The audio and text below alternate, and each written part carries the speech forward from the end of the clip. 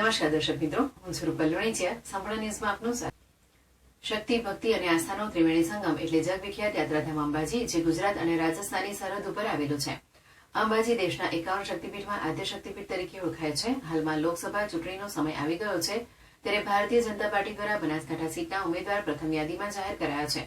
ત્યારે બનાસકાંઠા સીટ ભારે બહુમતીથી જીતાય તે માટે ભારતીય જનતા પાર્ટી દ્વારા પૂરજોશમાં પ્રચાર શરૂ કરી દેવાયો છે. પ્રધાનમંત્રી નરેન્દ્ર મોદીને ત્રીજી વખત પ્રધાનમંત્રી બનાવવા અને 400+ સીટો લાવવા માટે ભારતીય જનતા પાર્ટી દ્વારા મહેનત શરૂ કરી દેવાય છે. ત્યારે મોદી સરકારના કેબિનેટ મંત્રી ગજેન્દ્રસિંહ શેખાવત અંબાજી માતાના મંદિરમાં મંગળા આરતીમાં જોડાયા હતા.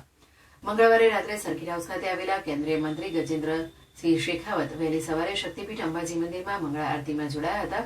તેઓએ શક્તિ દ્વારથી મંદિરમાં પ્રવેશ કર્યો હતો. મંદિર ટ્રસ્ટ દ્વારા તેમનું સ્વાગત કરવામાં આવ્યું હતું અને ભાજપના કાર્યકર્તાઓ, નેતાઓ દ્વારા પણ તેમનું સ્વાગત કરાયું હતું. દર્શન કરીને ગજેન્દ્રસિંહ શેખાવતે મીડિયા સાથે વાતચીત કરી હતી અને અંબાજી મંદિરમાં ભારતીય જનતા પાર્ટીના નેતાઓ અને કાર્યકર્તાઓ સાથે મુલાકાત કર્યા બાદ તેઓ બનાસકાંઠાના સનાદર ખાતે બનાસ ડેરીના કાર્યક્રમમાં હાજરી આપવા માટે નીકળ્યા હતા. બનાસ ડેરીમાં તેઓ દૂધ મંડળી પ્રમુખ અને મંત્રીઓ સાથે મુલાકાત કરશે. ત્યારબાદ તેઓ ડીસા ખાતે પણ કાર્યક્રમમાં હાજરી આપવા જવાના છે અને ત્યાંથી તેઓ પાલનપુર ખાતે લોકસભા બનાસકાંઠા કાર્યાલય ખાતે પહોંચીને બનાસકાંઠા સીટની માહિતી એકઠી કરશે અને કાર્યકર્તાઓ અને નેતાઓને માર્ગદર્શન આપશે.